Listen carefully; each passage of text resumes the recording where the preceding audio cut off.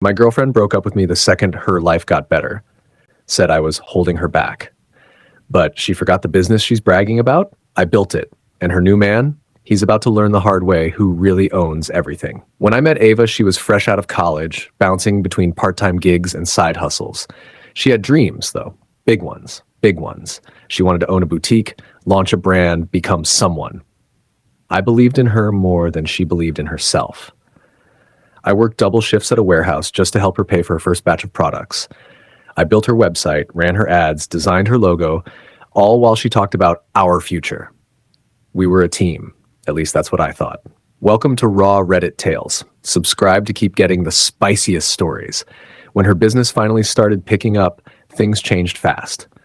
At first, it was little things. She started dressing differently, taking calls I wasn't allowed to overhear, and saying she needed solo time to focus.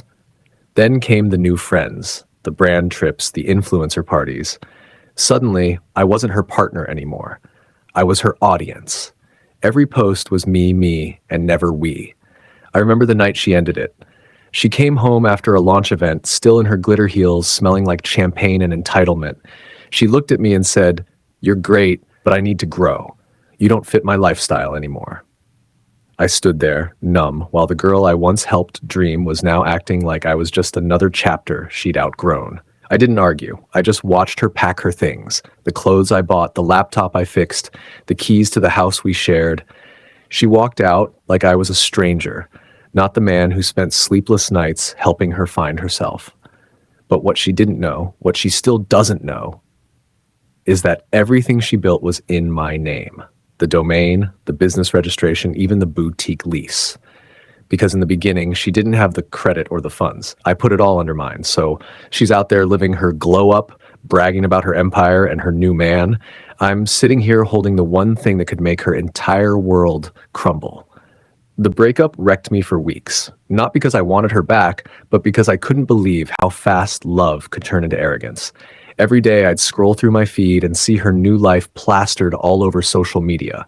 Lavish dinners, designer outfits, soft launching her new boyfriend, a wannabe crypto investor who drove a rented car and called himself a CEO. She posted captions like, "Surround yourself with people who match your energy, and growth means outgrowing comfort." I almost laughed. Comfort? That comfort was the man who paid her bills and fed her dream. But instead of drowning in bitterness, I got strategic. I went quiet. I stopped checking her pages and started checking my files. The business license, still under my name. The brand trademark, filed with my signature. The boutique lease, paid through my account. Everything she flaunted as hers was technically mine. I hadn't touched a single detail since the day we started it, because I believed in her. Funny how trust can turn into leverage. Welcome to Raw Reddit Tales. Subscribe to keep getting the spiciest stories. A month later, I got a call from one of her suppliers. "Hey, Ava hasn't paid her invoices. You're still listed as the owner. Should we send them to you?" I told him to forward everything my way. I didn't even have to do anything. Her debts were walking right back into my hands. She was too busy showing off her glow-up to realize her empire was built on borrowed foundations. Then came the moment that sealed it. Her boyfriend posted a photo of them in front of the boutique with the caption, "Building our future together." My future? My building? That was the last straw. I smiled, logged into the account I hadn't touched in months, and started reviewing the business details. She'd changed passwords, emails, everything, except one thing, the registration email. Mine. It wasn't about revenge at first. I just wanted her to remember who helped her stand where she was. But when she blocked me on everything and went around telling people I was obsessed and toxic, something in me snapped. She wanted to erase me from the story, but she forgot the story still belonged to me. 2 months after she left, I started hearing whispers. One of my friends sent me a clip from her Instagram live. Ava was showing off the boutique, pretending to mentor young entrepreneurs. She said things like, "If you want something, go get it. Nobody gave me a thing. I built this from the ground up." I nearly dropped my phone. Nobody gave her a thing? I literally built her foundation brick by brick. I felt anger burn in my chest, but I kept my cool. Because sometimes silence isn't weakness. It's setup. I waited. Patiently. Quietly. I gathered every email, invoice, and proof of ownership with my name on it. I contacted the property manager and let him know I'd be terminating the lease at the end of the month. When he asked if Ava knew, I told him she would, soon enough. The following Friday, she hosted a brand anniversary event at the boutique. Influencers, champagne, balloons, the whole deal. She even invited her new boyfriend to give a thank you speech about her hard work. I watched it live, sipping coffee at home. Midway through her speech, she mentioned expanding to a second location. I smiled, because that was the moment the email notification hit her inbox. Lease termination notice. Effective immediately. I didn't even feel guilty.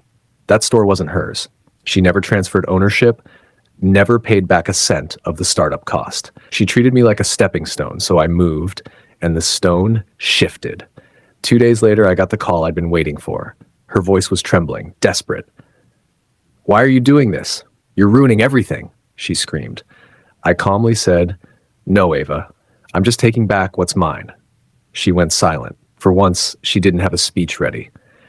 After that, things spiraled for her fast. The suppliers refused to deliver more stock since the accounts were frozen. The boutique's landlord put a closed until further notice sign on the door. Her boyfriend ghosted her when the money dried up.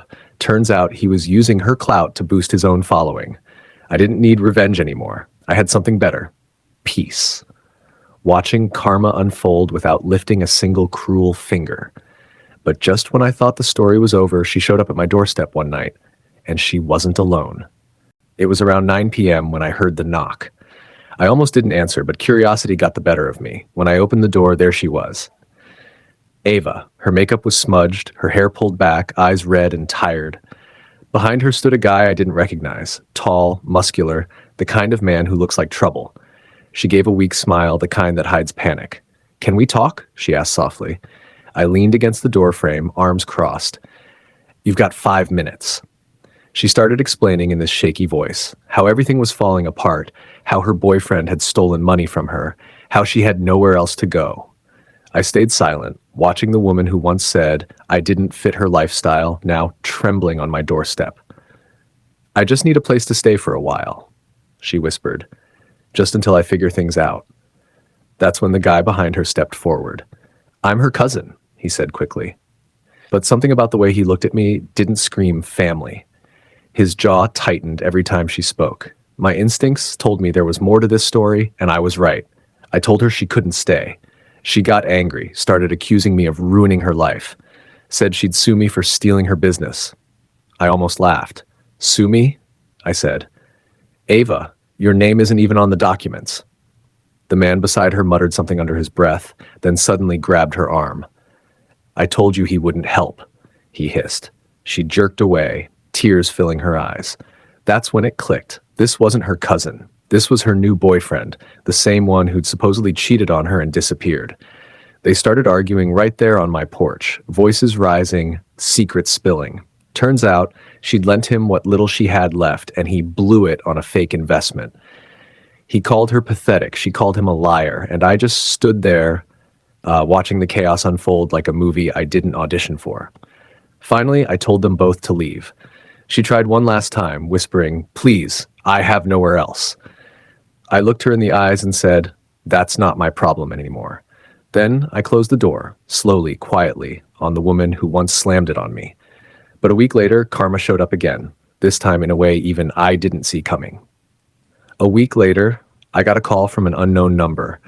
I almost ignored it, but something told me to answer. It was the landlord of the boutique property. "Hey, just a heads up," he said. "Someone tried reopening your old store using forged documents. Claimed they were you." My stomach tightened. I didn't even need to guess who. Ava had hit rock bottom, and instead of learning, she was digging deeper. I went down there to check things out myself. When I arrived, the glass door had a fresh logo stickered over the old one. Same name, just a different font. Inside, clothes were scattered, boxes half open like someone tried to resurrect a ghost. And sitting on the counter, crying into her hands, was Ava. She looked up when she heard me. Her mascara was smeared, her once perfect posture now slumped in defeat. "I just wanted to start over," she whispered. "Everything's gone. He took my savings, my car, even my laptop. I thought if I could reopen, maybe I could fix it." I didn't say anything. I just looked around at the mess, the business we built together, now reduced to broken hangers and lies. She kept talking, rambling about how sorry she was, how she'd lost herself, how she didn't realize what she had. The same words I used to say when I was begging her to stay. Only this time, I wasn't angry. I wasn't even bitter. I just didn't care anymore. I already sold the brand, I finally said, to someone who actually knows what loyalty means. Her eyes widened. You can't do that, she shouted, voice cracking. That's my name. I smiled faintly. No, Ava, it's mine. Always was. She broke down right there, sobbing as I walked out. I didn't turn back. For years, I'd carried her dreams on my back, believing love meant sacrifice. But love without respect is just self-destruction dressed as devotion. And now, she was learning that the hard way. 2 months later, the business thrived under new management, while rumor had it Ava was working part-time at a store across town, the kind that sells the same products she once claimed to create. Funny how life comes full circle. She wanted freedom, and she got it, just not the kind she imagined. The end. Please like and subscribe for more interesting stories like this. What do you think of this story? Please comment below.